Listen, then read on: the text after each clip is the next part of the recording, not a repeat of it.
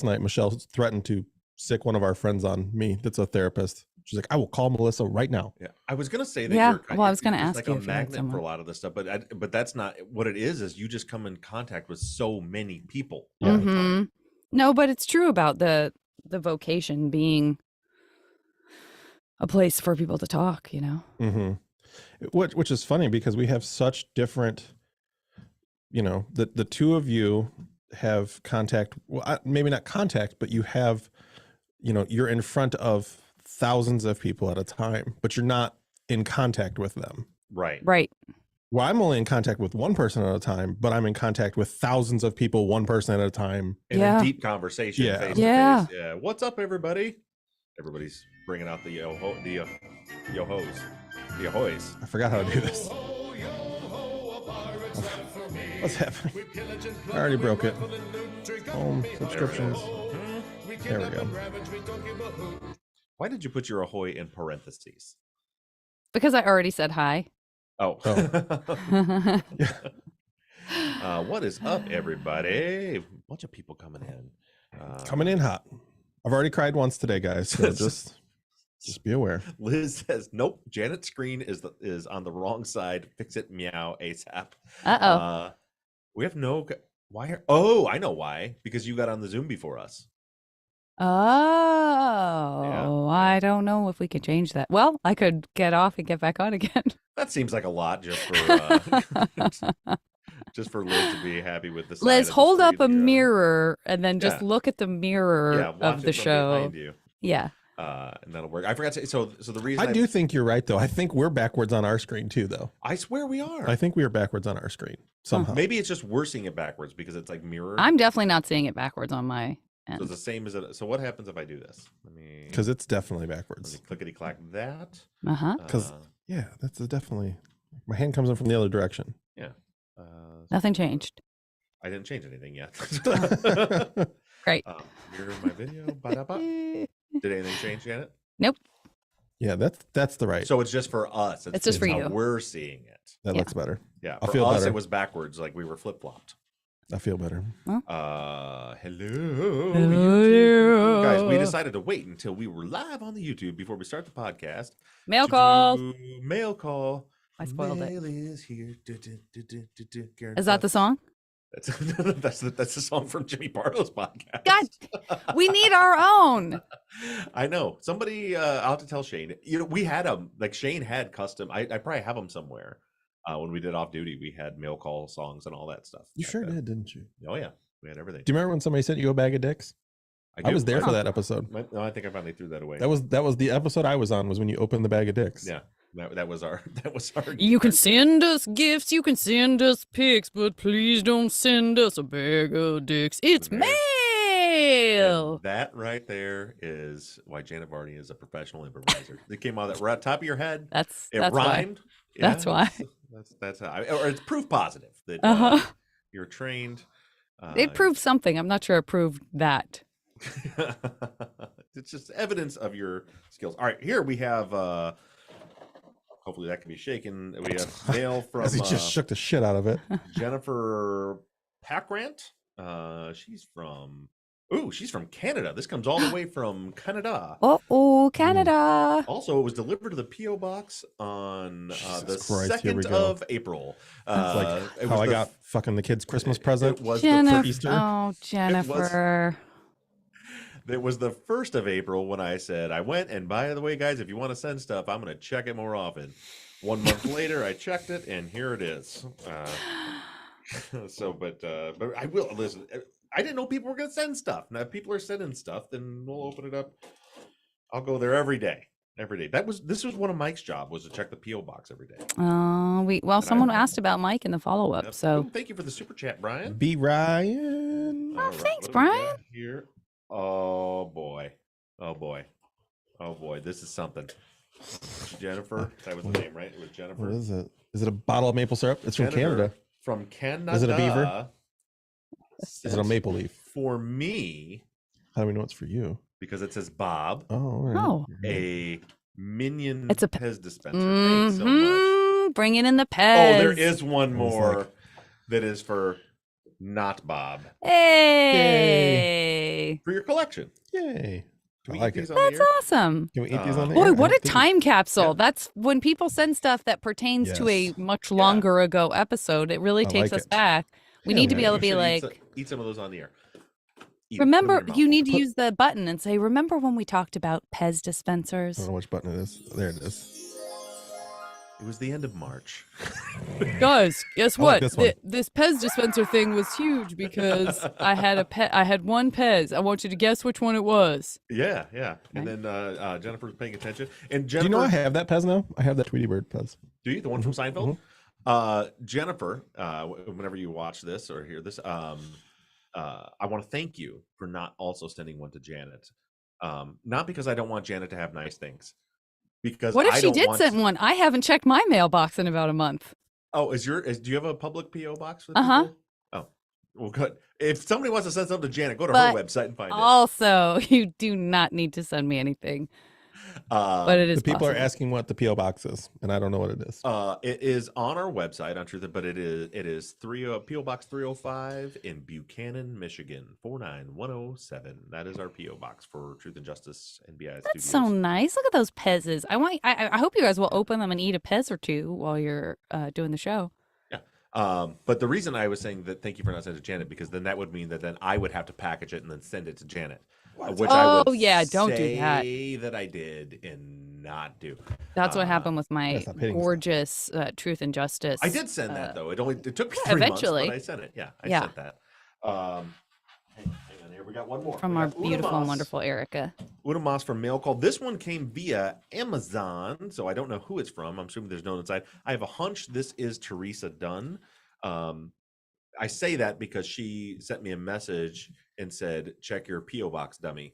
And this was in there. So I'm assuming this is from Teresa. Okay. We'll find out. So it's soon. also Teresa. It's also thanks to Teresa that we got Jennifer's box. Yes. Yeah. All right. we're gonna Teresa open does it that up again. here.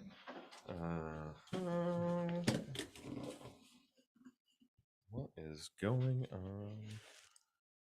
Okay, first of all, Is that a thong?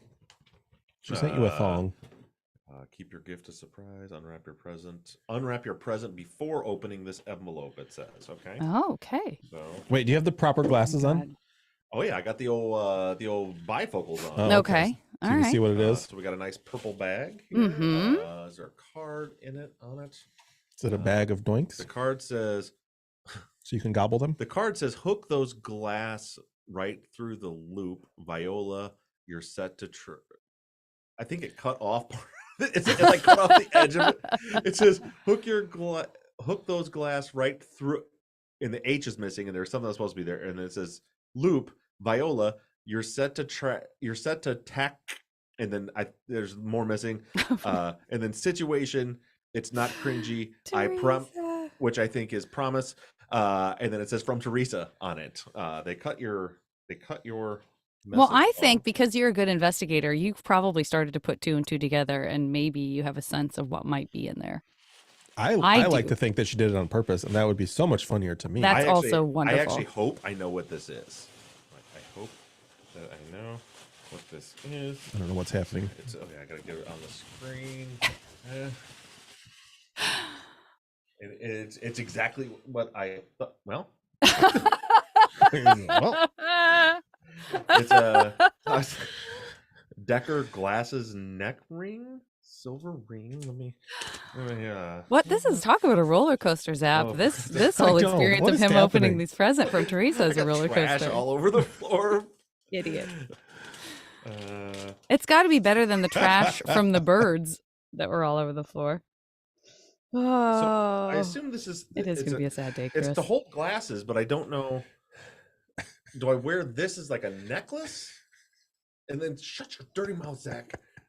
I think I wear this as a You said- necklace. Everyone figured out that yeah, that that's what I Teresa was said. laughing That Teresa was saying voila, like and voila, here you have this thing. You said Viola. Viola. Viola. So I think this is what's going on here. I think I need you to shut up and stop making fun of me. Let me back up. And voila! You probably didn't have the right glass. If you'd have had the right glasses on, you could have seen what it said. I had the wrong glasses on. So I think, This also kind of looks like your smelly necklace, by the way. but this one's leather. This is leather, and it's really Not cloth. It's pretty cool. But I think the idea is that you wear this as like a necklace, and then when you take your glasses off, Mm-hmm. you hang it there. Oh, that's cool. So that can take the place of your stinky necklace. Right, because it's a ring, just like. Is Teresa in the chat? I haven't seen her. I haven't seen Teresa yet. Everybody's laughing so hard at my. Can I tell you, here's what my brain does. My brain tries to talk about like finding out that you try to make sense of something that you should just, it's not going to make sense. In my mind, I was like, okay, it's a glasses holder and there must be some character who wear like some old like horn rim glasses lady named Viola. That's like, oh, little Viola putting on her glasses. So that is what my brain was trying to do. And then I was like, that can't be it. None of us would know what that reference is. So I'm like 50% as stupid as Bob. People So I was like, I gotta make that make sense. By me face planting. Can we all please start calling Bob Viola? Hello, Oh, yeah, there's a card. Viola. Remember, there's a card. Inside the card, I'll just pull this right off of my glasses loop. No problem there. A Viola. There you are. This is not cut off. So this is what it actually says. It says hook those glass. Well, listen, it says glass, not glasses. That's not my fault. Hook those glasses right through the loop, and voila, you're set to tackle any situation. It's not cringy, I promise. LOL from Teresa. Voila. In my defense, I've never seen the word voila typed out anywhere before. I didn't know how you spell voila. I wouldn't have got it either, but Yeah, you would have said Viola, wouldn't you? I don't know what I would have said. Even though clearly phonetically it does not say there's an O before the I, but my brain said Viola. Wait, are there, and also, Jim, are there really Truth and Justice coasters? I didn't get anything, but again, I have not checked my mailbox in a minute. But if you just checked your mailbox and you didn't get it. Well, I checked it 2 days ago. They said, Jim, is that Jim? Jim Arena, Jim? Yeah. So he did a while back send some coasters, and I do have them. I thought I had messaged. I apologize if I didn't, but it was an idea for us to sell as merch, but we just didn't do it. So it looks like you're holding out on us because he says I sent. Yeah, they were laser engraved. One for each. Oh. Because I have all three of them on my coffee table. Oh, classic Viola. Classic. There were three, like there were three people on the show, but I just thought there were three for me. Yeah, that's I might have dropped the ball on that one. But no, it was just we just didn't do any of that kind of merch, and then it was like the per piece because they were really nice. I don't know. I haven't seen them. Next week we'll bring them out. Maybe nice. That had been a year ago, Jim. I apologize. Oh God. And I sure hope that I messaged you back. I'm glad that we finally found out that you've stolen our gifts. Thank you very much, Viola. Also, Josh Beachy said, "Touche, Bob. That's fair. Don't introduce touche into this, Josh. We just got over voila. Do not introduce touche." No. The best one was Liz says she was embarrassingly old when she figured out cojones, which is when she saw it in writing. Oh, sure. And if I'm going to be honest, when I read that, I was like, what are cajones? Yeah. Some of you didn't take Spanish like some of us did. I did take Spanish. Which no excuse. Yeah, very embarrassing. I do not have an excuse. A year of middle school, 4 years of high school, and 2 years of Teresa college is Spanish. Here. Teresa. Voila. Yeah, I know. We're past it, Teresa. Let's not harp on it. You know, I did the smart thing, and I didn't take Spanish. I took French because you know how many people speak French here? Jennifer might speak French. She's from Canada. I also don't speak French. I do speak French. 6. That's it. 6. You're so close. Well, that sounds great. We can complete that and get you all the way to 10. It's as far as I got. Can we? You better eat one of those Pez. Why do I have to eat we don't eat the Pez. You collect the Pez. What, the actual Pez? They stay in the package. You leave them in the package. Yeah, see, I'm a bust Well, I'm over going the to set mine package up kind then, of and you gal. can eat one of my Pez. Roger. So you can keep your collectible, because I don't collect them, but I love them. Yeah. Ooh, and they got the cherry and the grape. And Jim, cherry. don't say not a problem. You were just checking. It is a problem. He stole our presents. That's a huge problem. Jim, let's be clear. I don't think you clearly said make sure you give one to everybody. The way I remembered it, it was like, hey, here's a sample of some merch that I could make for you guys to sell on the website. And it was, and again, very cool. But like the per, because Jim, I assume as a kind of a small operation, like the per piece price was just going to be, it was going to end up being, there was a reason. I don't remember what I'm trying to pretend like I remember the reason why. It could have just been because I don't like selling merch. It's a pain in the ass. We're gonna load this. Oh no! He just spilt the candy. Not all of it, some of it. Most of it. Oh, and I opened the grape, and I meant to open the cherry. Everything's going terribly wrong. This We're gonna is start the show very any minute now. difficult. Start the show. It won't be long now. There we go. Oh boy. Whew. Oh boy. Yep. Okay, and we're almost there. And Okay. okay. I'm sorry, everyone. I dropped my Pez, and I need to go. If I could just Zach? pick up my. Pez. It looks Like so Zach? small because of the fisheye. Yay! Wait, why are you not eating one? Because I don't want to track it on my. Wait, I assume what? you're not tracking what you're eating anymore. I am. Are you? Yeah. Now I have to track He's one gonna Pez. put I gotta that figure out how to track that. Yeah, he's tracking a Pez. No big deal. Nobody gets hurt. What's the? They're so sure that if you're eating these, you're not on a diet that they don't even put the calories or anything. No, we can They're find just that like, "Listen, out. idiot. No If you're big eating- deal. If you're eating Pez, you're not. It's like eating like why do they put caloric information on a pack of nerds? How much? Let's see. How Is that much- for one? 35 calories for that tiny little Pez? And 9 grams of sugar for one Pez. Really, for Wow, a single that can't be Pez? right. No. That cannot be right.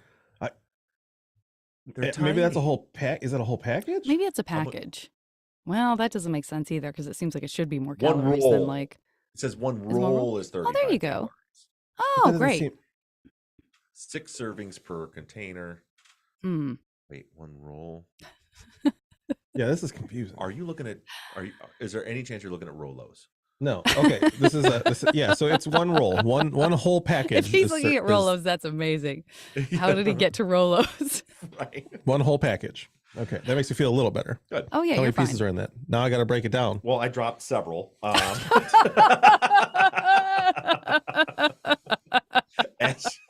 As you do. How am I going to do this? Oh God! I think it's I'm safe to so glad you assume- didn't choke on that, Zach, because that's the Not a only lot of thing that protein. would have helped. Not like you couldn't breathe choke, but like just choke. Like some of it gets caught, and you have to cough a lot. Yeah, how do- That would- that would So that track means with like everything each it says. Pez is like 2 calories. Oh, Oh, now I got to No track problem. 2 calories. Thanks. Let's make it even 4. problem. Damn it. Make it worth it. All right, guys, we're gonna Make get it serious worth and start the show here. Thank Whew, you guys for, and okay. again, if you wanna have participate in a Yeah. mail call, just ship it to our PO box. And I mean, don't. Well, truthfully, this is actually very. Both were really nice, but this is like I'm going to wear this thing. And Listen, my present was way cooler because it was was. for me. Right. So fuck you. But has anybody else, Oh. if you guys didn't see what Teresa sent me, has anybody else seen people rocking these things where they just wear them as necklaces and hang their? It looks like your old Glasses stinky on. necklace. It This does is look like perfect, your and old I'm stinky sure necklace. that Yeah. Teresa, tell us if that had if that was part of the decision, because it truly looks like you have a new necklace and you can hang your glasses on it. I would say Just that, don't make it except for stink. the packaging on it specifically said it's for glasses. No, I know, but I'm saying it's perfect because it both looks like your old stinky necklace Yeah. and is actually expressly made for glasses. Yeah, it's perfect. And this is great for like I was at Bella's softball game the other day, and that's when I go no glasses, but I still have to have my reading glasses with me so I can see my phone. Could have hung them right there. Chris says plenty used to wear them in the 70s and 80s. Oh, well, that's not helpful. Also, Chris also said that he misses the little biscuit Rolos, which we already know, Chris, that you're not from here. We did not get biscuit Rolos. That's got to be UK thing. That Teresa's sounds been really trying good. desperately to break in, so much so that she has now gone into the super chat to tell us And Viola that's Hot how Lap is the super Bob's chat works. Viola Hot Lap is Bob's drag Viola name Hot for Lap Obsessed is Fest. absolutely Bob's drag name. Yeah, thank you for the gift, Teresa, and thank you for the super chat. Everybody, as we're going to get serious and start the show now, don't forget the super chat function is there. If you need to break through something that you want us to see during the live stream, go and super chat it because it will highlight it for us and we'll see it. Great. And then we'll do a super chat section to answer questions about whatever you want after the show. And with all that being said, watch this. Ooh. See how I did that? I did see it. Yeah. It was impressive.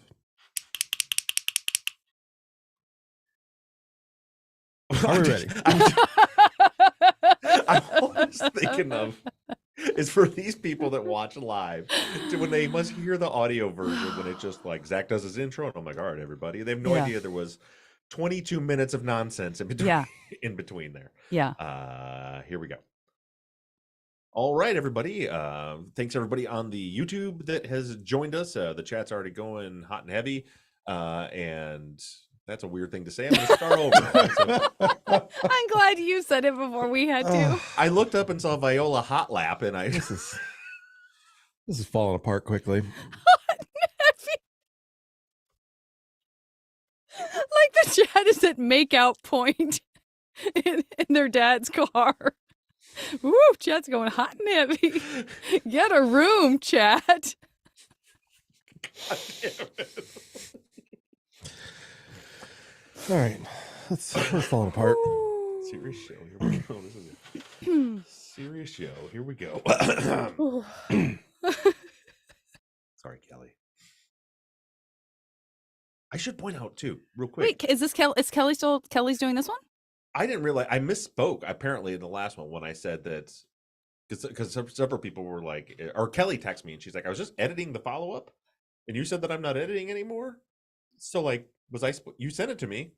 And I was like, yeah, you're still doing to the end of the season was the plan. Oh, but I must have misspoke on the show and oh said that, yeah, we all thought I we think were it was about to because lose that Kelly. week I had to do the main myself. Got because it. she was Okay. gone. Yeah. Okay. So just so you guys know, Kelly is still editing through the end of the season. And here we go, Kelly. That's a little clickety clack.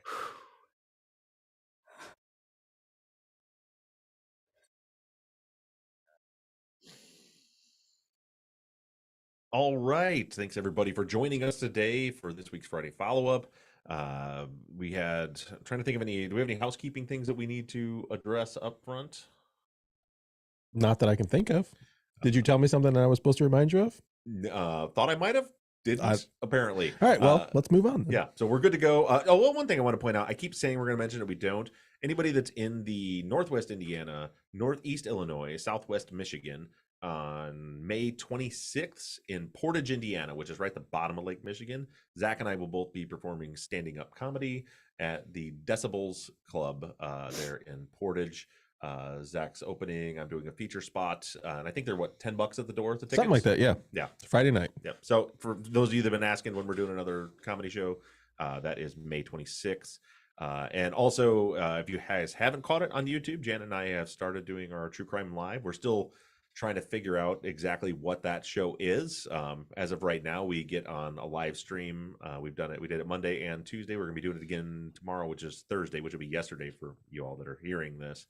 And we gab, we just kind of shoot the shit. Yesterday we had Josh Hallmark from True Crime BS on as a special guest. So if you're not subscribed to our YouTube channel and you like more of just a fun, casual conversation, it's not about truth and justice. We're just talking about, just true crime stuff and just life in general. That's happening on our YouTube channel.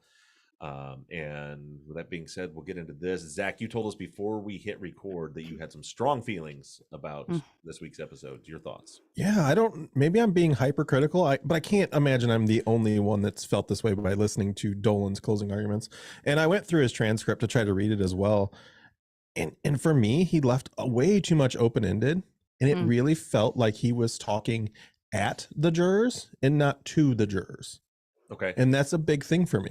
I feel like when you start talking at somebody, they immediately start tuning out. I know that this is their position. Their job is to be the jury and to decide this case. But the moment you start talking at somebody, it shuts people down. And I felt that's 100% as what he was doing. So do you think it felt like almost condescending? It was, in my opinion, it was. Okay. And there was points in it where I understand what he was trying to say, but he didn't get there.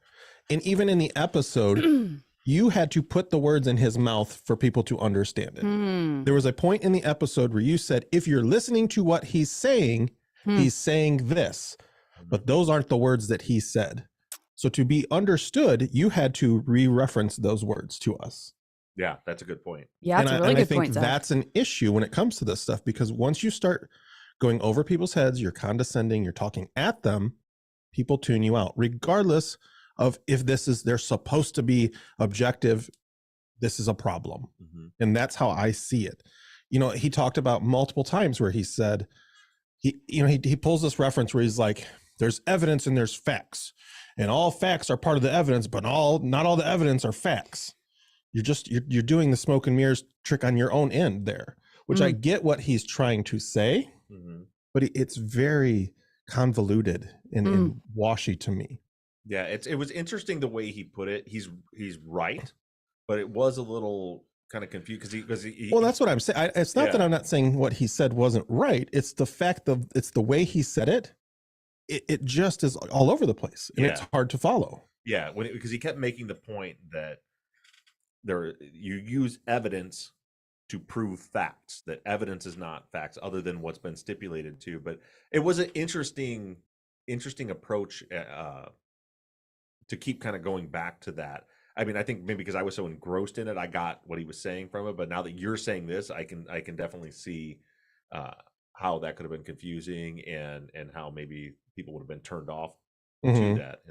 But I mean, I caught it, and again, it's not you, it's the fact that this is how I listened to the episode. Is he said, you quoted his line from the transcript, and then if you listen to what he's saying this, which is not what he said.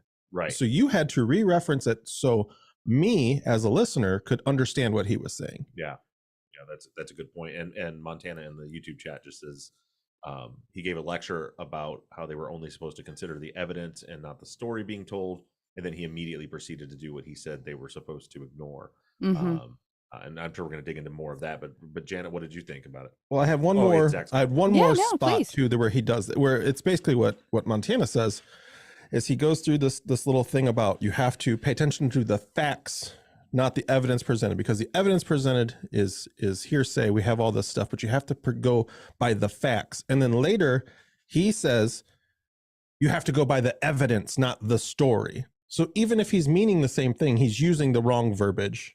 And I think that's where you start to lose people, is when you're confusing people, regardless of, I understand the people in the jury are supposed to be there for this job and they're supposed to be tuned in and figure out what's going on. But the moment you start going around people or at people, I don't know, it just shuts people down. That's how I felt about it. Okay. What'd you think, Janet? I did something maybe a little different than I usually do, and I actually folded a couple of my thoughts into the follow-up. So I literally have like Teresa, and then underneath that Janet, and then underneath that Sarah. Okay. So I don't know why I did that this time for some reason, but Zach, I hear everything you're saying, and I don't disagree. And I think my version of that, in a way, is that, you know, I always listen to the episode at least twice, sometimes 3 times, sometimes even 4 times before we do the follow-up. And what I felt that way more the first time I listened to it, and then I felt a little bit differently and better about it on second listen. And my immediate thought as I was thinking that was, well, that's not good. Like, they didn't hear him say it twice. Do you know what I mean? Like, they didn't get to hear him. They didn't go, okay, we've heard all of that. Now let's start over from the beginning and listen to it again and see if more sinks in. So I feel similarly in that's not a great sign when, you know, you're like, well, actually, I kind of do like this, or this, you know, that's a really good point. And I do think there were some really good points in there. And I don't know how deeply we're going to get into the transcript. I don't think there were any transcript of closing comments that came through versus what you pulled out for the episode. Sure. So we're not really going to get into like the fullness of his closing, but it is, as Zach mentioned, out there and available for review. I think and I think I said it in the episode that I think he probably lost some credibility with the jury, and I know that he lost some credibility with me when he was doing what you were talking about. Because when he was explaining the law and really driving home, like, they said this is a fact, that it's a proven fact, and it's not. Like that was very impactful for me. Like, he's going through going, these are just speculation, they're stories, they're narratives. Like, this is not a proven fact. And it was like bullet point, bullet point, bullet point. And for me, that's why it's interesting to hear your guys say, because for me it was like, that's out. Like, if I'm a juror, I'm like, yeah, you're right. They didn't prove that. They didn't prove that. But then the scenario he gives with the lighting the fire and then hiding and then relighting the fire, or throwing some accelerant on it, closing the garage door for no reason whatsoever, and then driving away in a car that nobody saw. uh like, that would, to me, like, that was, in reading it, and I'm somebody who fully believes these guys are innocent. When I read it, I'm like, dude, you lost me here, man. I'm out. So I can only imagine how the jury felt about that.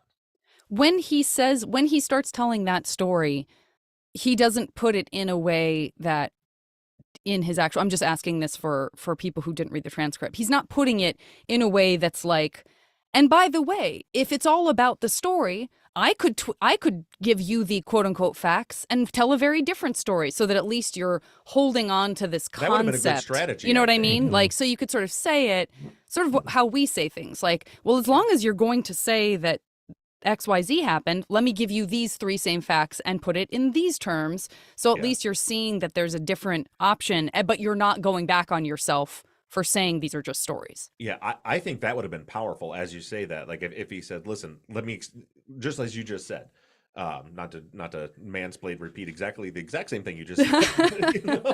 But if he was like, all they're doing is telling stories, and look, I can do the same thing. I can take this evidence and tell you that it lines up with this. Right. Is that a possibility? It's just as much a possibility as what they said. And Right. and if you were to take that and tie it back into what I thought was a great explanation of reasonable doubt, especially the parts where he says, you're required by the law, if there are two possible explanations for something, then you have to default to the innocent explanation with reasonable doubt. That would have been a great way to do that. But instead, he just presented, to me, it felt like he presented that as like, that's what happened. And I think most people know that's not what happened. And it was just, it felt silly to me. Got it. Well, do you want to get into some of this stuff? I actually started with I thought we could work backwards a little bit in Okay. that at the end of the episode, you mention what was in Sharon Coleman's interview and that Teresa found. And we wanted to talk a little bit about that because there were some notes about that, including this first one from Okay, yeah. Uli. So Uli says, it's been a long season, so it's easy to forget little details. In his first interview on the day after the fires, in episode 3, Javi said that his prints would likely be found, his footprints, I would say, would likely be found somewhere up there. Looking at last episode's revelation now, it doesn't hold quite the same WTH value for me any more than it did when I listened to it Sunday morning. Do you really think Sharon's sighting of Becky and Javi is that big of a deal? Why? It is, and I think from the stupid chair. Sorry, Kelly. It is, but I think from looking at the posts and comments on social after the episode, I think people thought I was making a point that I wasn't making. Meaning there was a lot of people who were like, I knew it had something to do with Javier. That wasn't the point at all.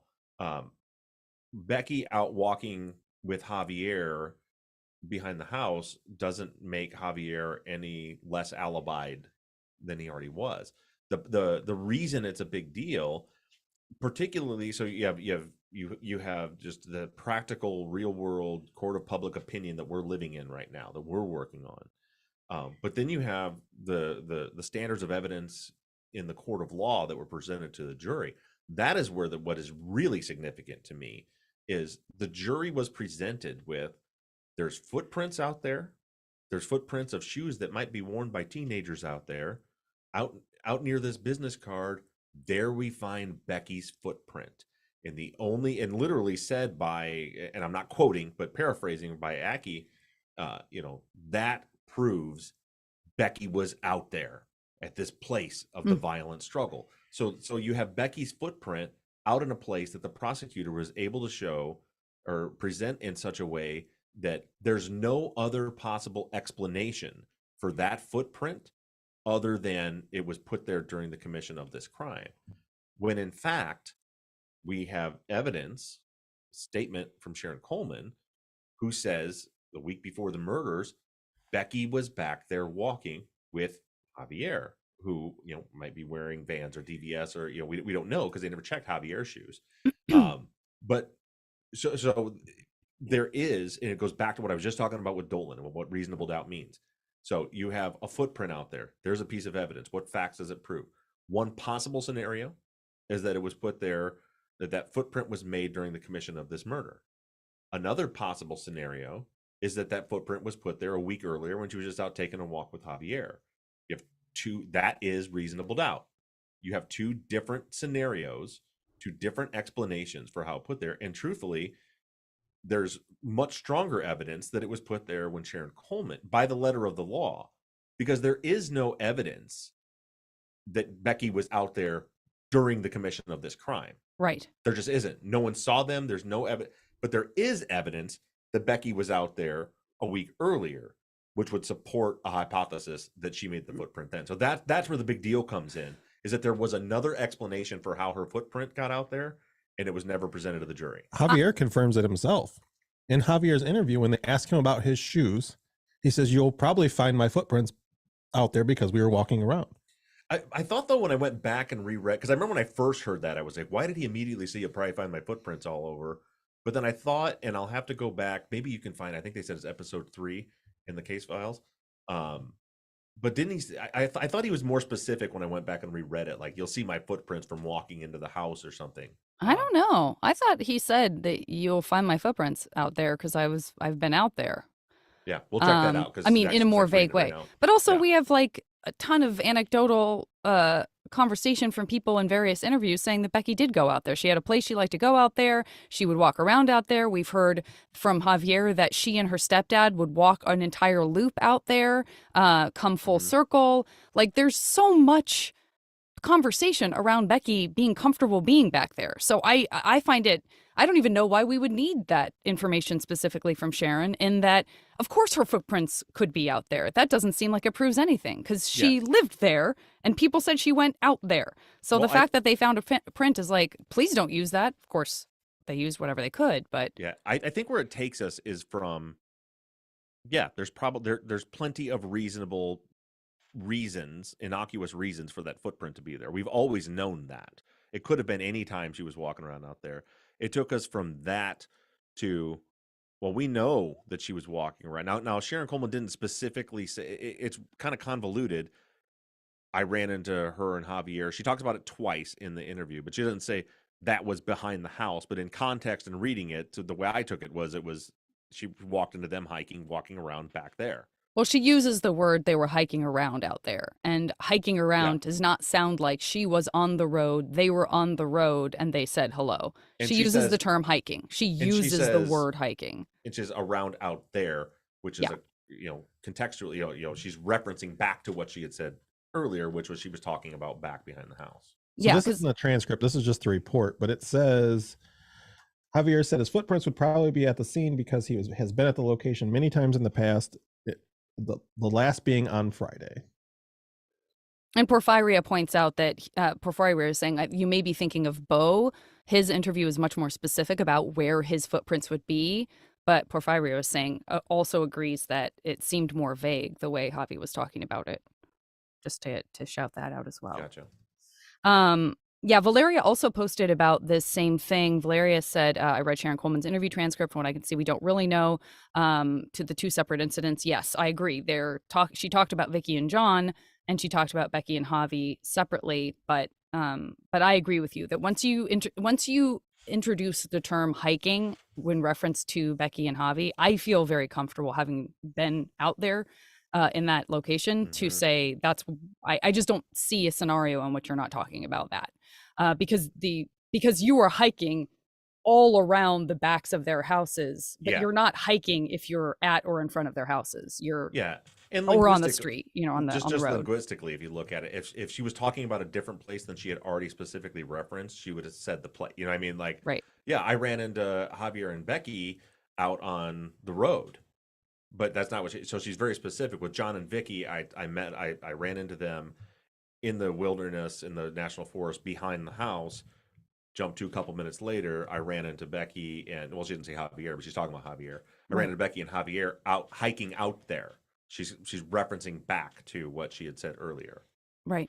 Yeah. And Valeria also added that, in drawing this back to the whole conversation, the uncomfortable conversation that Leclerc has with Javi in the later interview where he's like, so you never went hiking with Becky? Why don't you think, I guess you never went hiking with her. Is that weird? Is that weird? And Javi's like, I guess it's weird.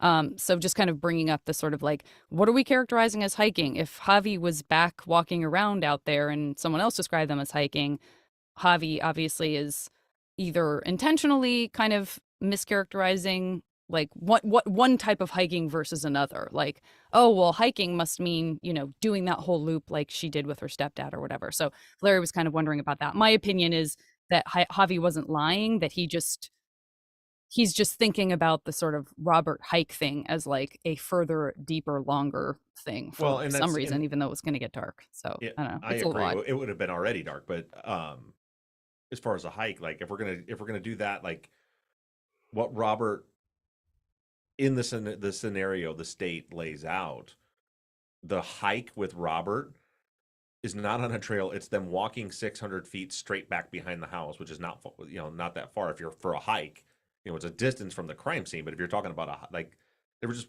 walking around back behind the house. That's I wouldn't consider that a hike. To me, like you said, a hike would be we got on the trail, and Janet, you were on some of the trail, or I guess you didn't go on the trails back there, but there are like roads and trails that go all the way around back by the mountains in the far back. Like to me, that would be a hike, not just walking back there a couple of football fields.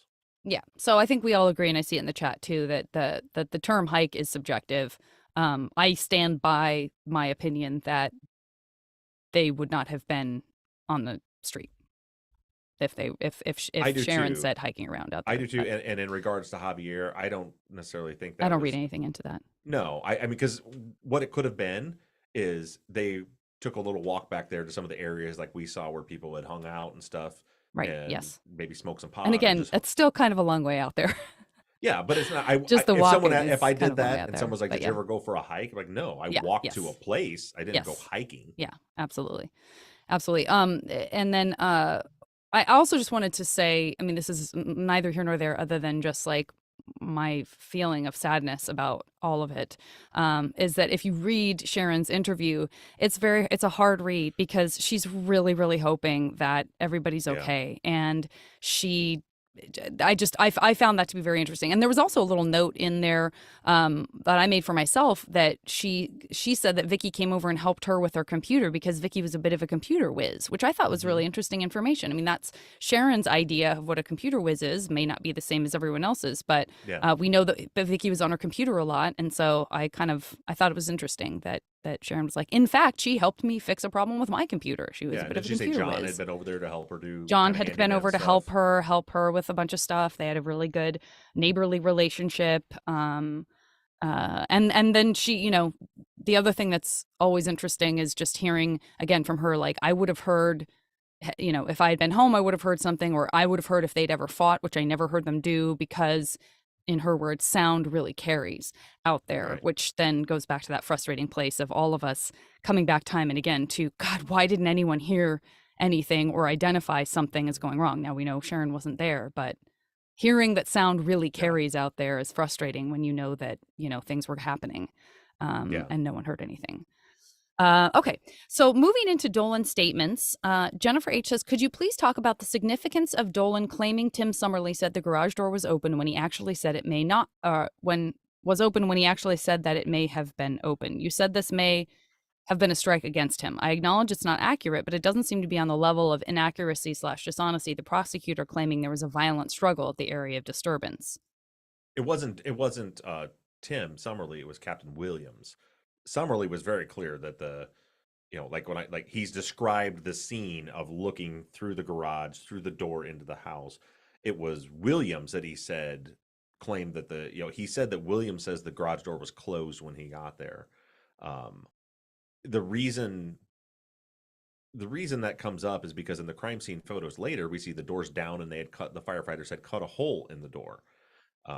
And so it was kind of like reverse engineering, I think. And when I first got involved in the case, like some of the family members and people that I talked to were all like, like, we don't understand why this door is closed. It was a huge question for us when we first started the case last year. But to me, when I broke it down and looked at it, what you notice is the garage door is not locked. There's a hasp lock on there. It is unlocked, and yet the firefighters cut a hole in it. So that's the big clue there. Is if they needed to get into it because it was closed, they would have just opened it. So there must be a reason why they wouldn't have opened it. And then as I looked at the fire damage and looked at what they did, which is they pulled the ceiling down in the area which is a common firefighting practice, in the area where the garage door would be if it's open. So to me, it seems very clear what happened was because the firefighters wanted to pull that ceiling to stop the fire in the attic, but the garage door was blocking it. And the only way they could get to that was to bring the garage door down, cut a hole through the garage door, and then reach their pike poles up through it to do it. So it's a very innocent explanation. The part I didn't like is that Dolan builds this scenario based on the fact that Captain Williams says the door's closed, and he never did say the door was closed. So just one quick, I think I know the reason. The reason they would cut a hole in the door is because they need to. So pulling ceiling, especially when you have a fire like that that's spreading from the house into the attic, pulling ceiling is because you got insulation and stuff up there. You take these big poles, they're called pike poles with spikes and hooks on them, and you pull that ceiling down so you can take anything that may be smoldering or burning up there and get it down, and so you can have access to get through with the hose line. We pull anytime there's anything going on in an attic, we pull the ceiling. But so if you imagine, so here's the ceiling, and those of you on YouTube can see this. So this is the ceiling, and this is the area of ceiling we need to pull down. Okay. The garage door was up like this. I get why the door was pulled down. I'm asking about the hole cut in the door. So that's the only way you're going to get inside. So once you bring the garage door down, the ceiling's exposed, but now you can't get to the ceiling because the garage door is in the way. Okay. So then you cut a hole in the garage door so you can go through it to pull the ceiling. Gotcha. I went the other way with that. I went that they closed it from the inside and it would give them a way out. Oh, no, safely. Yeah. No, well, I mean, they may have, but that would have been a very unsafe move. I think they were on the outside when they did that. But yeah, that was it was a question. They should have consulted with experts. They should have consulted with, they should have interviewed, like the defense investigators probably should have interviewed Williams to ask him questions like that. Not just, do you remember if it was closed, but why would it be closed? Talk to the other firefighters. They should have talked to fire behavior experts. As far as your question, I think the question was worded as, what is the significance of it? It was a weird thing that it was open when Tim was there and it was closed later. And because the scenario that the defense had worked up was, well, the killer must have still been there. That's why. That's the only explanation as to why it would be closed. So then they build the scenario. But think about that. You've killed 3 people. You've lit the house on fire. You've lit and you lit her on fire, but without accelerant.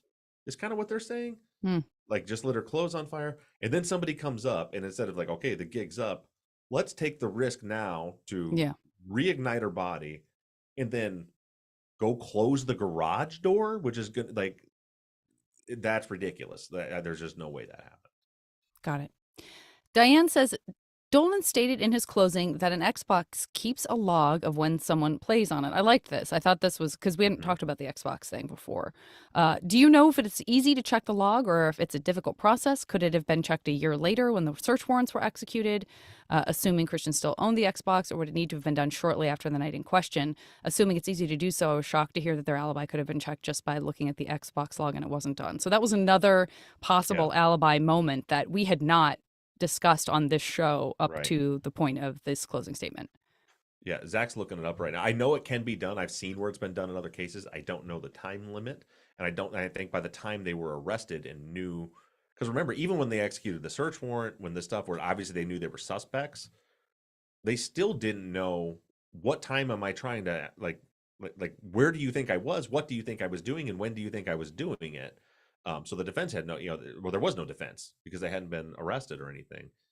By the time they get arrested, 10 years later, they don't even have the Xbox anymore. Right. I don't think Diane's saying that the defense should have done that. I think Diane's saying it's shocking that the cops, once again, were like, well, we had some things we could have run in this large window of time to sort of pin stuff down. And we dealt with it with the Melgar case. We were trying to pull some information for a different reason, but I think it was from an Xbox as well. As far as I know, as long as the device still exists or the online account still exists, you could go back and pull that information. So I don't think a year later they couldn't have got that information. I think they still could have gotten it then. Right. And more importantly, as with everything else, you have these guys that are at least suspects, if not your prime suspects, on day one, and they say, this is what we were doing that night. We were here, we were here, we were here. And they give you 5 or 6 verifiable elements of their alibi. There's all these different things you can do. Well, let's go check it. Instead, they ignore it. Don't verify any of it. And then a year later, they can't verify it. And then now Robert Christian trying, it's all gone. It should have been done then. Obviously there's nothing we can do about that now, but that's what's so frustrating about this. I keep thinking every time I drive down the road, and I know they were less prevalent, way less prevalent back then, but I see all these houses with security cameras all over them. I'm like, you couldn't have found a camera somewhere that just showed a car driving by? I know. Especially up in Pinyon Pines, because lots of those have, and they're not new Ring video doorbells.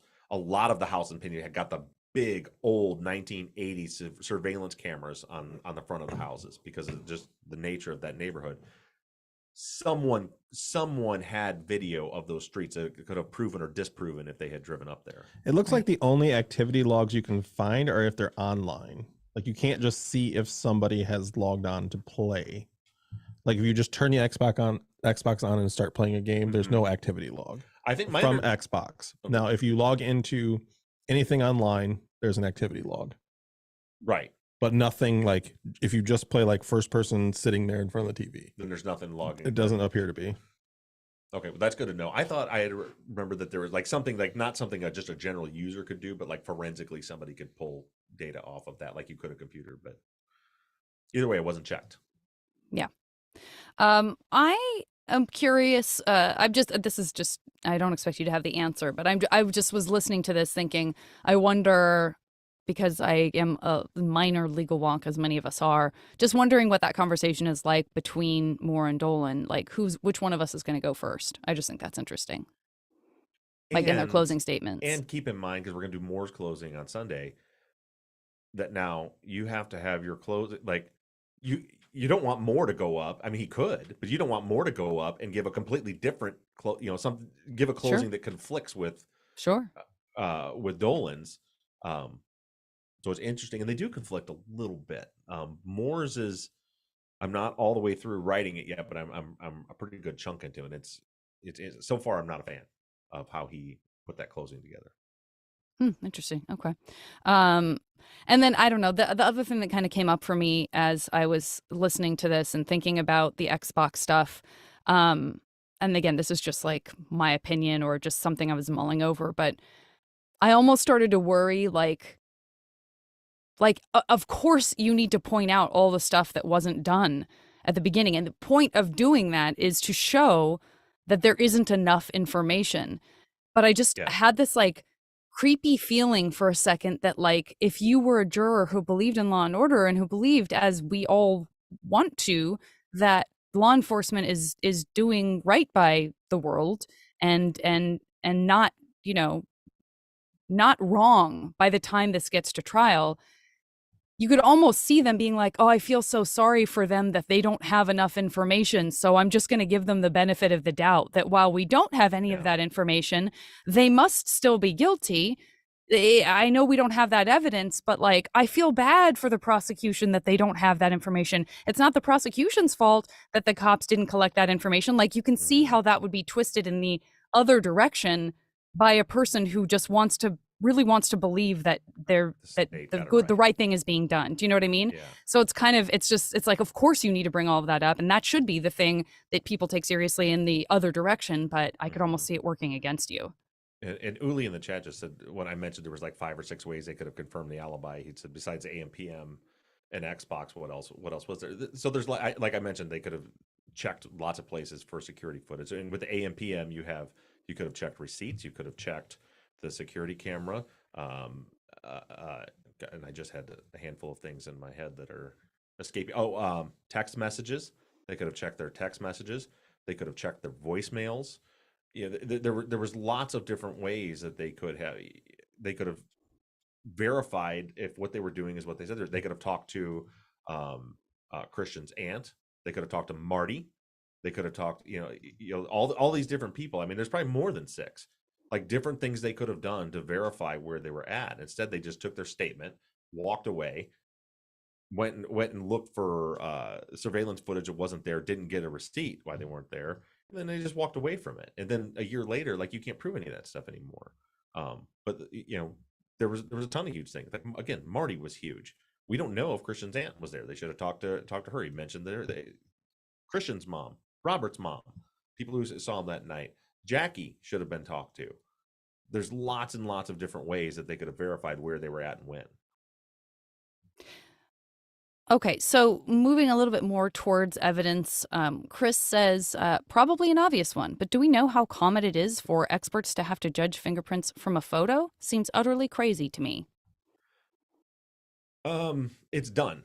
So when I had an experience we've talked about several times where Mike and I went down to Mississippi to a place to have some fingerprints processed. And in that case, we had the physical item there. And the way they process them is they use different chemicals and stuff, and then the lab took photos of those prints, and then they put those on a screen and then use that to blow it up and analyze it. So it's not strange to do an analysis off of a digital photo. That's I think in most cases anymore is typically how it's done. What is strange is someone else took the photo and sent it to the lab. That's the part that is weird. So, like, if they, and what it does, and I'm not even suggesting that there was anything shady that went on here, but it certainly opens the door for it. If you're like, hey, here's a picture of a fingerprint we promised that came from this business card, can you tell us if it matches anybody? I mean, they could have taken a print. They could have taken his inked print and send it and say, can you compare this to his other inked print, see if it's the same? I'm not saying they did that, but it opens the door for that to happen. Right. And that's why, and it is, listen, I told you guys before, I'm not arguing with the DNA. The DNA is what it is. Our expert came on and confirmed it. The fingerprints, I'll argue till I'm blue in the face. That does not make sense. It does not make sense. Now, for one analyst to look at it and say that it's not comparable, and then another analyst to look at it later and say, there's enough points here to compare it, that doesn't bother me that much.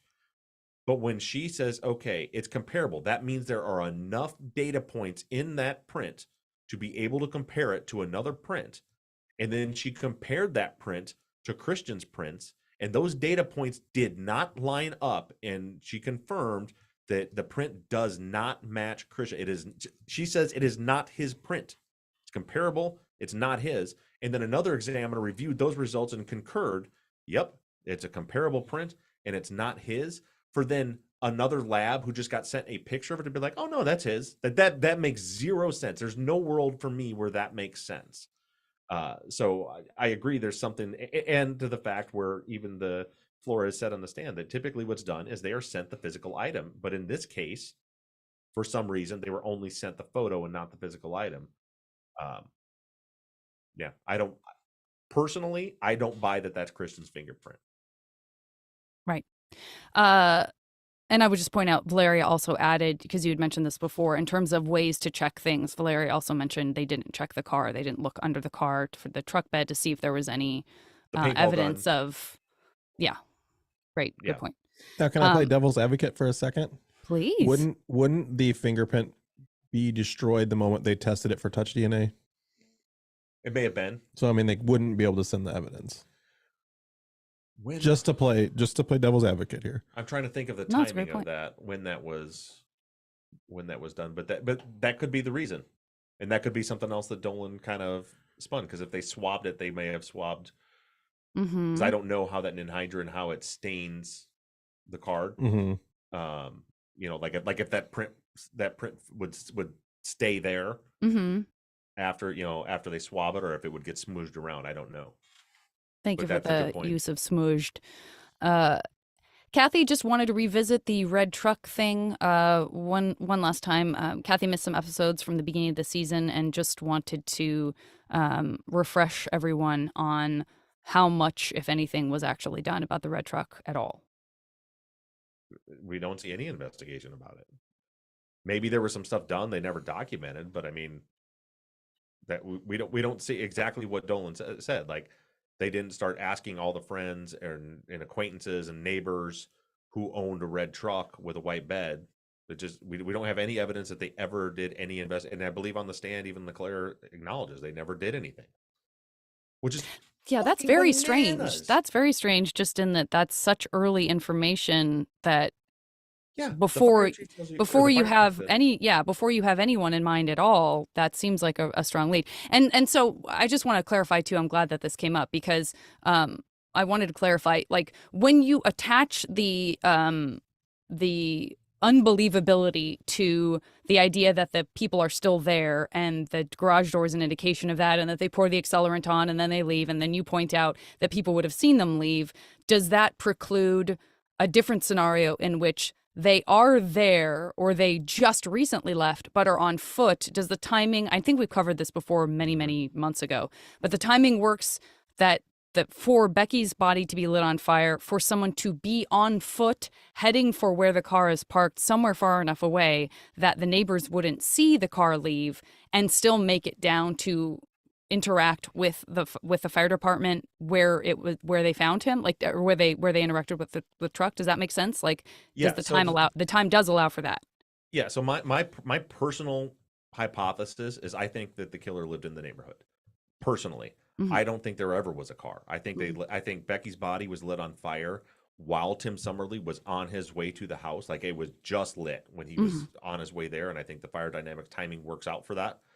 And so does Dr. Pope's testimony, or her analysis works out for that. I think, like, literally as he's driving up the road, they're lighting her on fire and taking off on foot at that point. I think they just went to their house or wherever they were staying, is what I believe. But there also is enough time there because it took so long. You've got almost 20 minutes for the fire truck to make its way there, because remember, it got stuck and all that. So I think there's definitely time for if somebody left on foot and they ran, say, all the way down to Palm Canyon somewhere and then got into a vehicle way over there and then came across the fire truck. I think there's certainly time for that. Okay. Jennifer says there's probably no answer to this, but I'd really like to understand how the jury decided Robert and Christian killed Becky out in the desert and then carried her down to the wheelbarrow. This is in reference, of course, to the alternate juror who said they didn't even really take the wheelbarrow thing seriously as far as it being brought in from the desert. How could have thought that they hand carried her down to the wheelbarrow when there was no reported evidence of them walking in the desert with her? Their footprints weren't matched to the 5 photographed footprints.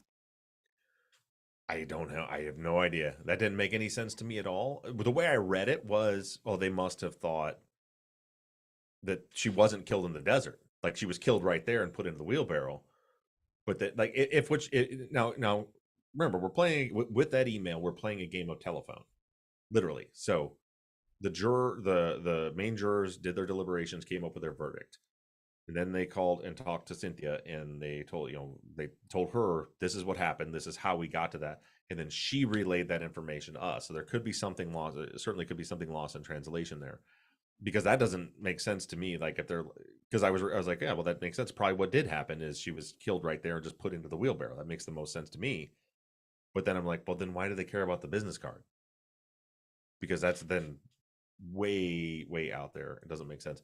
I do want to real quick address in chat. Joanne says Marty wouldn't speak to the police without Robert's lawyers and ended up never going to speak to them. You can't put that on Marty. Like, that first of all, that was 10 years later. It was already too late. Second of all, someone insisting on having an attorney before they speak to the police is the smartest thing they could do. And the fact that the police decided, oh, well, we won't talk to you if you want a lawyer here is ridiculous. That is not on Marty. That is on the police. They should have said, if what they're doing is on the up and up, sure, come on in with the attorney. Like to make that, and I don't know if that's what you're trying to do, but to make that seem like, well, it's Marty's fault. He wouldn't go in without a lawyer, and that's unreasonable. That's not unreasonable at all. It's unreasonable that the police didn't say, yeah, come on in with the lawyer. Sorry, Yeah. go ahead. Teresa just added me seeing to ask, is the card still in evidence? So if there was another trial. Yeah, I believe so. Okay. Valeria just wants to circle back on the Javi shoe thing. Did Leclerc actually make a note of what shoes Javi was wearing that Monday when he first interviewed him? Are there details of any other shoe brand / details worn by the other teenagers? We heard people in interviews say, can I look at your shoes? Or, can I check your shoes? Are there any corresponding notes that actually log who was wearing what and that it was checked beyond the two guys? I don't think so. So Bo Nash, they did take a picture of Bo Nash's shoe. Okay. And you hear them in that. Let me take a picture of the shoe. Right. And we have that picture. And truthfully, when I first saw that picture, I thought for sure that was his shoe print out there because I think it's the DVS one. It's one that has like a bird. I don't remember which brand that was. Do you remember? I don't remember right offhand. It's one of the shoes brands that are out there. I believe it's DVS. But when you look at like the very clear print that goes over the top of the wheelbarrow track, and then you look at his shoe, it's like, oh man, that's his shoe. And then when I actually compared them and overlaid them, it's not the pattern. Like one has like lines and one has like a herringbone. Like at a glance, they look the same, but they're not the same. Javier, I think they talked about his shoes, but I don't think they took a picture of them. I believe they took pictures of Jacob's shoes in his interview, if I'm not mistaken. But I don't recall ever seeing what his shoes were. I forget. I remember they took the picture of Jacob and then he had them take another one because he didn't think it was very flattering. But I don't remember taking pictures of the shoes. I just remember that happened in the interview. Right about that. And I'm not making fun of Jacob. I would totally do the same thing. If it sounded like I was being snarky, I truly wasn't. I just remember that because I was like, oh no, such a real moment. But again, so going back to what I was saying earlier, the things the police should have done at the beginning, this doesn't have to do with Robert and Christian's alibi, kind of, but it kind of does. The one piece of evidence that they had at the beginning, they didn't know if there was going to be DNA on that business card. They didn't know that, but what they knew is that Becky was found in a wheelbarrow. Their hypothesis was that Becky was killed in the desert and pushed to that spot in the wheelbarrow. And they knew they had footprints, clear footprints all the way up there. And then what they didn't do is go to Robert, Christian, Javier, Jacob, Bo, Gray, and Josh, everybody. Go to their house, ask them and if you can get a warrant, but it may have been tough because there didn't have any evidence. But certainly everyone seems to have been cooperating. They could have should have went to every one of their houses and say, can I look at your shoes? And right then, day 1, day 2, day 3, document, take pictures of not just the pair of shoes they're wearing while they're sitting in the police station, because you'd like to think the killer, if one of them was the killer, they would be smart enough not to wear that pair of shoes. Of course, they don't know there's footprints either, but to the police station, but like go to their house and take pictures, and you could have found real quick. Also, how about get the size of the shoes? There's in that same lab I was in where I did fingerprints, they also teach FBI down in Mississippi. They teach FBI agents like Kevin, and that wasn't Kevin Bowles, the other FBI agent that did the shoe print analysis. They teach them how to identify and analyze footprints. And we had hours why this chemicals work. So they were like showing us all this stuff. And they were telling us like with a partial, like a third of a footprint, they can tell you what brand it is and they can tell you what size it is. And they never, ever, at least not that we see, ever got the size of the shoe. So so when I said 5 or 6 things, it's probably 12, 15, 16, 20 things they could have done. Montana had said in there, like, because, Christian's dad was so intent on like trying to distance Christian from this. Certainly if his aunt had seen him that night, she would have come forward or said something. Maybe, probably. That doesn't make it not the police's responsibility to go ask her. That is their responsibility. We do this, and I'm not picking on you, Montana, at all, because as a general true crime community, we do this all the time. We look at, well, why wouldn't this person come forward, or why did they wait 5 years to come forward? We remember, we're looking at a case file. People don't know what information they have or how it's relevant. People aren't always, some people just are afraid to call the police and talk to them and tell them something. It is the investigator's job to go find evidence and go find information. It is not the public's job to hand it to them. Right. Sorry, I'm catching up on the chat. Kelly, I want you to feel free to cut out some of this space because there's no way for me to barrel through when I'm also reading the chat. Nee. Okay. I want to come back to Sarah, who says, it's probably been said before, but I can't remember. Do we know which way the wheelbarrow was oriented when it was first seen by Tim and the fire chief? Were the handles pointing away from the house or towards it? If the latter, it would seem unlikely that Becky had recently been pushed down from the so-called area of disturbance. The perps would have been in a big hurry, maybe a small point, but potentially significant. So the handles were pointed north. I just looked at a picture of this a minute ago, or not a minute, before we came in here to record. Because I know they're pointed north towards the desert, but they're actually angled a little bit to the east. I mean, it's like northeast. The handles are pointed, and the front of the wheelbarrow pointed back towards the house. So the handles are pointed out towards the desert, but they're pointed, and those of you that are on YouTube can see this. Like the handles are pointed this way, in the track. So there's like this 25 foot of space where the track begins. So the track begins over here. And then the track goes over here, and the handles are pointed this way. So they're not pointed the angle you would expect them. Like, so you would expect them to be pointed, coming from the handles to be pointed either west or northwest or northwest, but they're pointed north. So where the wheelbarrow was found 25 feet east of where the wheelbarrow track started, and the wheelbarrow handles are facing like northeast. That makes sense. Almost like you might reconfigure the wheelbarrow to like unload a tree or something. Yeah, could be. Okay. Just curious. Teresa says, I read the arson report and the testimony from Williams. Only water is mentioned, referring when responding to Becky in the wheelbarrow. How can the prosecution get away with saying they used foam? This another great find by Teresa. So, and she had messaged me and asked me like where I see foam residue, and so I was going back through crime scene photos, and what I realized was there's photos that were taken of the crime scene at night while they were actively fighting the fire, and we see the runoff, and there's no foam in that water, which makes sense because what I didn't mention last week when we were talking about this, that foam concentrate is very expensive.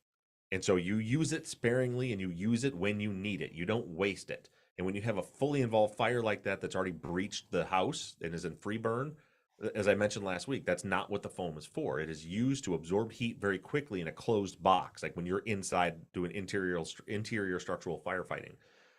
And then it's also used because it makes the water absorb better into materials. So we use it a lot in what we call overhaul, which is after the fire's out, but there's hot smoldering spots all over the place and rubble. Then you'll coat that with foam and let it come down. So there are photos where I see residue of the foam, but they're all the photos that were taken the next day during the arson investigation, and there's just a little bit of it. But when I look back at the photos at night, when they're actively fighting the fire and you see the water running off, there's no foam, there's no bubbles, there's no residue, there's no nothing. So I don't think they use foam at all. And what Teresa found was, because I kept hearing foam, so I guess my brain just assumed that he testified to it. But she's right. I went back to look through Williams' testimony. He says water. He never once uses the word foam in his testimony. So as far as how did the prosecution do it, they were lying. They made that up. He did not. There was no foam. I told you. I can tell you with 100% certainty they didn't use foam on Becky's body, and it looks like with 99% certainty they didn't even use it on the house until after the fire was out the next day when they were doing overhaul.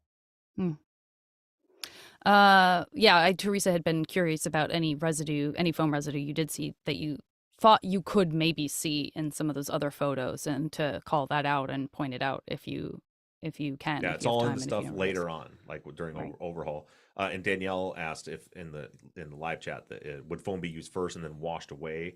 after time using just water. No, it would never be used like that for that reason.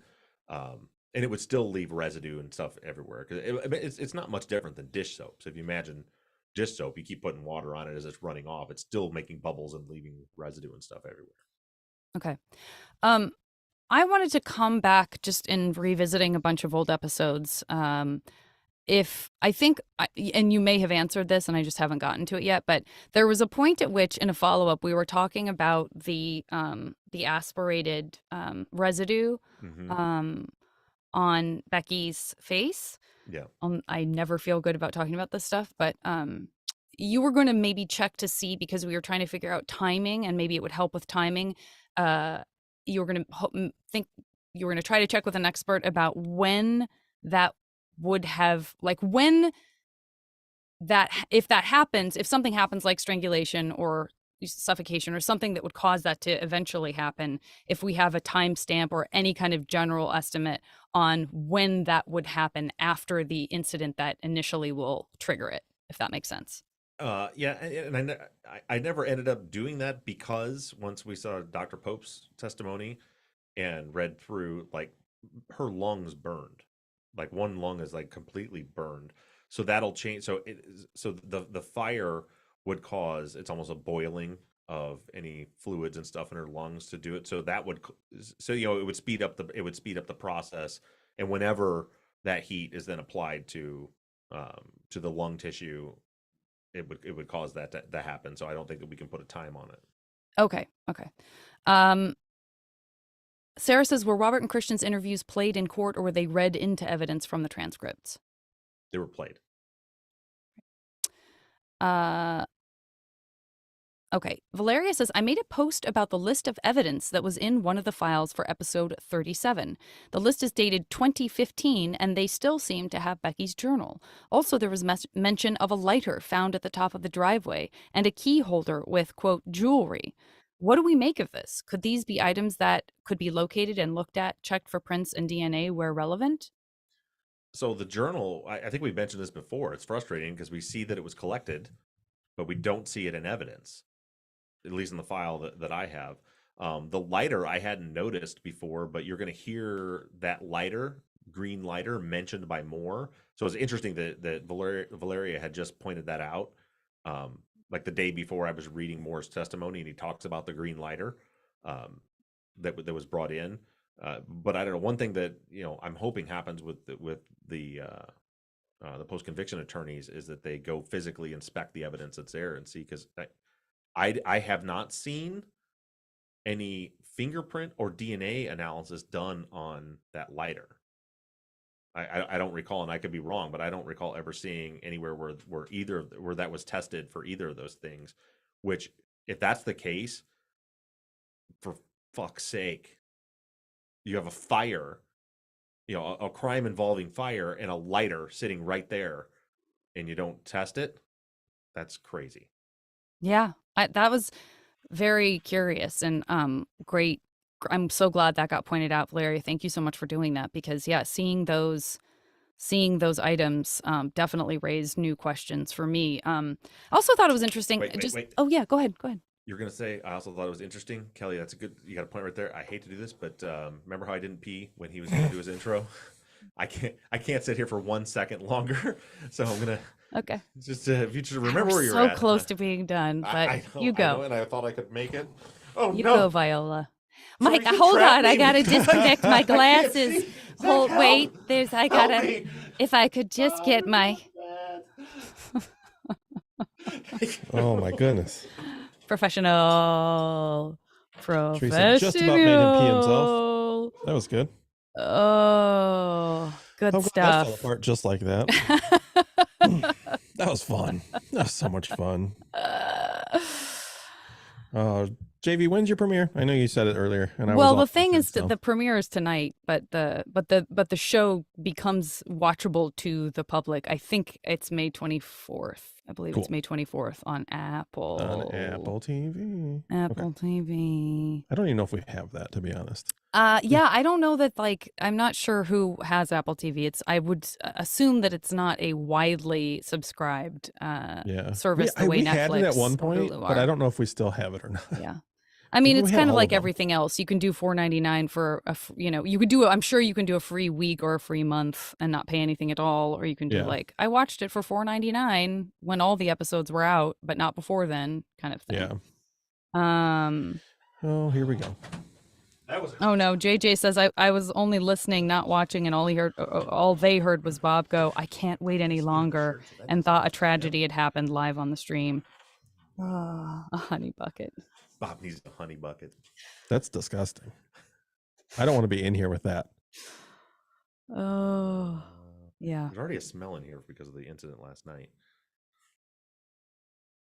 Yeah. Never mind. I don't want to know. I'll tell you afterwards. Rachel, hi. Yeah. Okay, and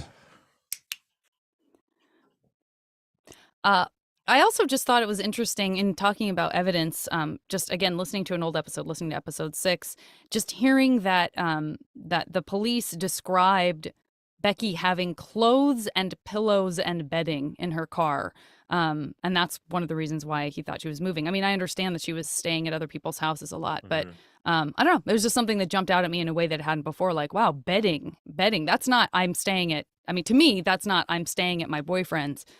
That's like, I have bedding and pillows like for a bed, but I don't know. Yeah, and I always wondered about, because we know that we heard that she was basically living with Jacob and they had just broke up, and so she had moved out of there, that maybe that was stuff she took from Jacob's house. I don't know. Yeah, I don't know. Just clothing and bed. I'm trying to think if I ever brought like bedding to someone's house that I was dating. Yeah, but what do they consider bedding? That's it's all in verbiage. Like, what do you consider bedding? Like, did she have a blanket? I guess that's why it would have been nice to have. Did she have a blanket in her car? Did she have a pillow in her car? Or did she have like sheets and a comforter? It's almost like all of that should have been taken into evidence, right, Bob? Yeah. You think?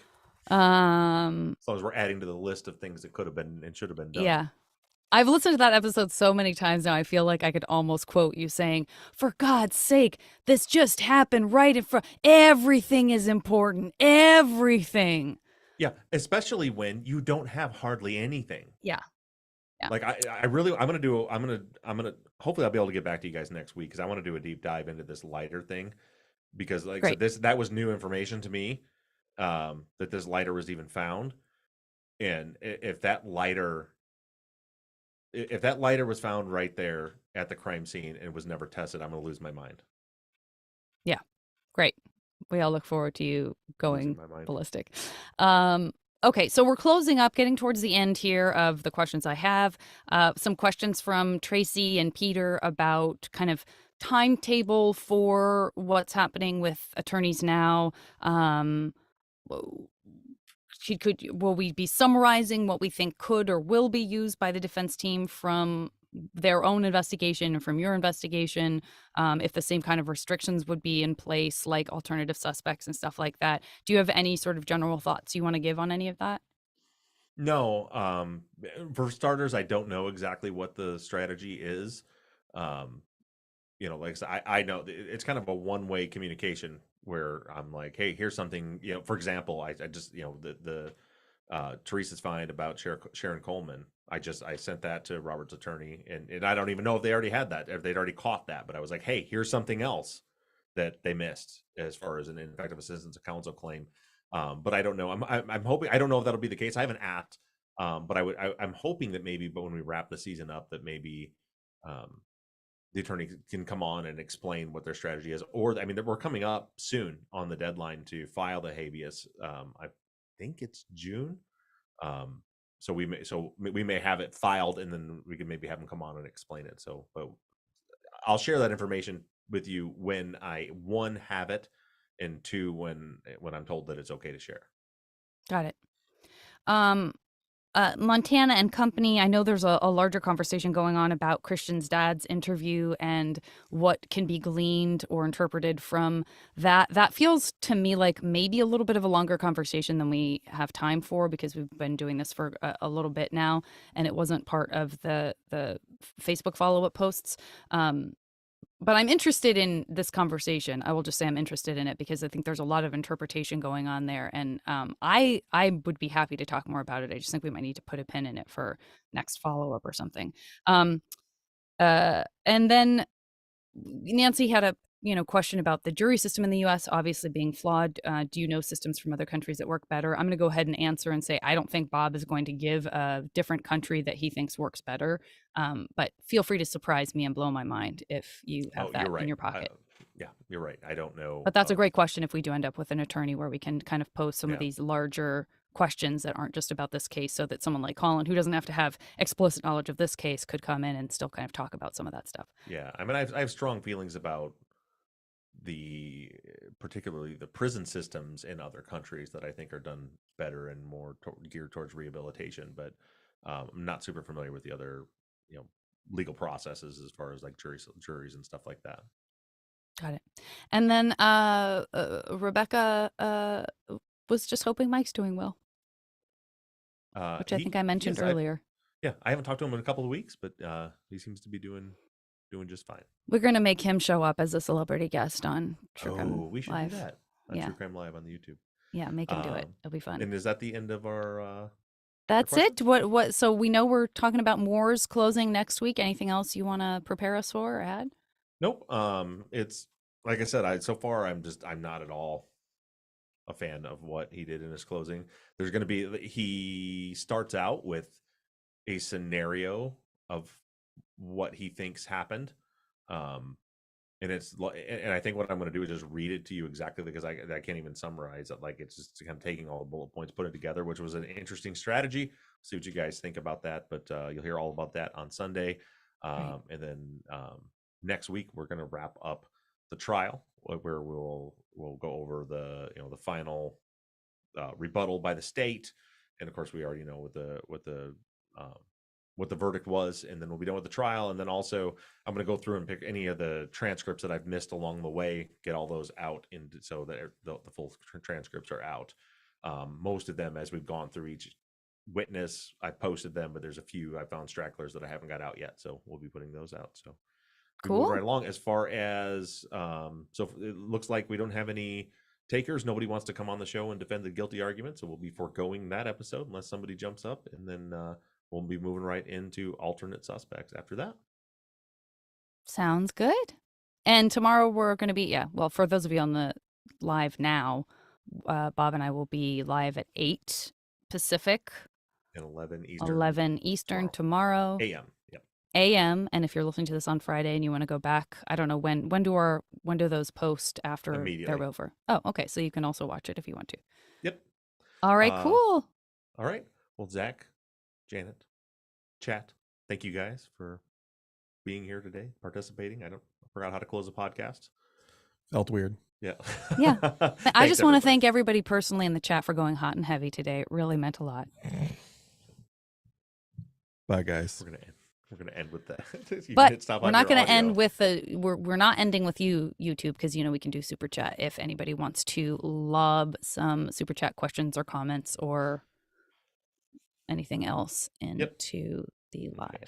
So you stopped your audio, so we'll give a couple minutes, see if anybody has any super chat questions. If not, we're going to go ahead and wrap this thing up. Super duper chat. Cool hair. Super chat. Isn't my hair the same as it always is, other than I've fresh You got a haircut, yeah. Yeah. My hair's the same as it always is. Under a hat? Under a hat. Yeah. You were letting that beard get a little crazy for a couple weeks. It got away from me, Yeah. It got away from me. Beard looks good. Everybody's beard looks good. Janet, your beard looks nice.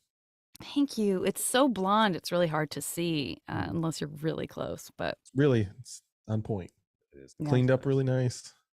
Great. I noticed in that picture you sent me to put onto the True Crime Live thumbnails, that the title that you put of that photo is Janet Smilesers. Yeah. Or JV Smilesers. JV Smilesers. Adorable. Yeah. All right, so it looks like we don't have any super chats to get through, so we're gonna Super go ahead and duper wrap chat. things up. Bye, Just a couple y'all. more minutes, but thank you guys so much for that lighter. Amy says that lighter is a huge issue. It is. It's fucking nuts. Oh, one more. Uh-oh, Danielle Danielle. popped in. Oh, here comes some super chats. I forgot about the delay. They're great questions. Danielle says, if you had help managing merch, would you take it? Yeah. Yeah. Yeah. Are you volunteering, Danielle? Kind of seems like it. And Leanne, thank you for the super chat. Wants to know if there's any season 13 tidbits. There is. That's it, though. We can't tell you. What can I can. There's lots of tidbits. I mean, Rude. you didn't ask what we could say. I'll get to Chris in just a second. But Leanne, I'm trying to think of what's something I can tell you from season 13. I'll say this: season 13 is not. Wouldn't it be funny if I muted his mic right now? Yeah, season 13 is not. I agree. It's not long form. It's not long form, that's gonna be different for us. Not long form, still crowdsourced, meaning we're not doing one case for the season. There's going to be multiple cases that we're going to be doing. Crazy. And it's going to be very, very specifically engaging our audience to help solve these cases. And I also just want to give a very, very happy birthday to Ches. Yeah, we're going to assume, Chris, that it's Ches, but we've had a lot of talk about French and Spanish pronunciations today. So if it were French, it would just be Shay.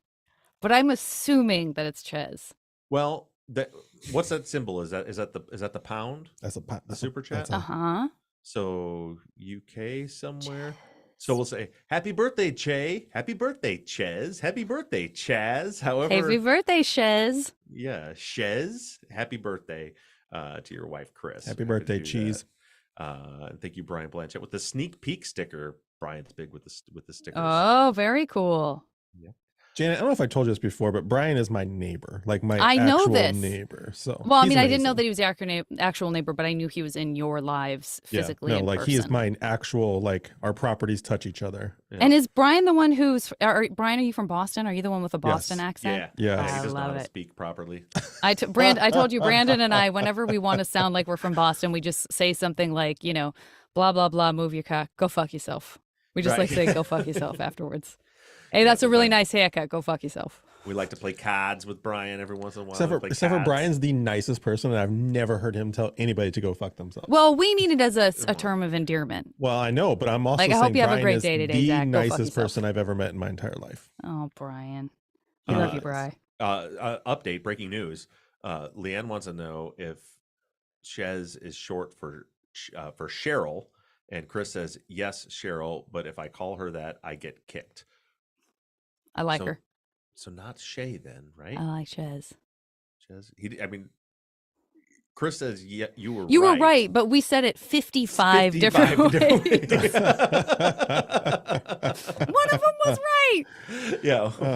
One of those was right. This is my True Crime Live dance. With Janet's happy dance. There's any more super chats, so we're going to close things out for the day. Wait, this is the True Crime Live dance that we do. That's why you don't get to do it.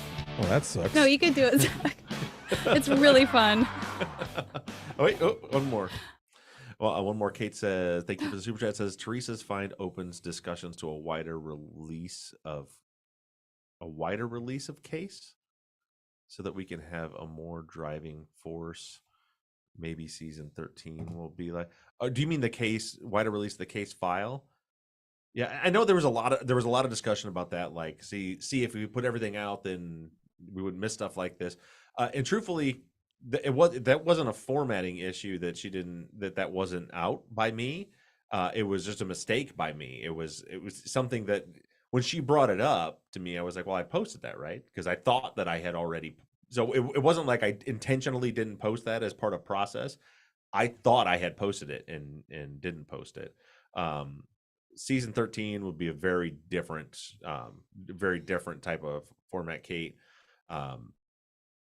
But we'll see when we get into other stuff. This is just this is a big case file to tackle in the way that our normal format works. But I will tell you this. I stand, and I know there are people that don't like it, and they're like, we want the whole thing, we want everything out there.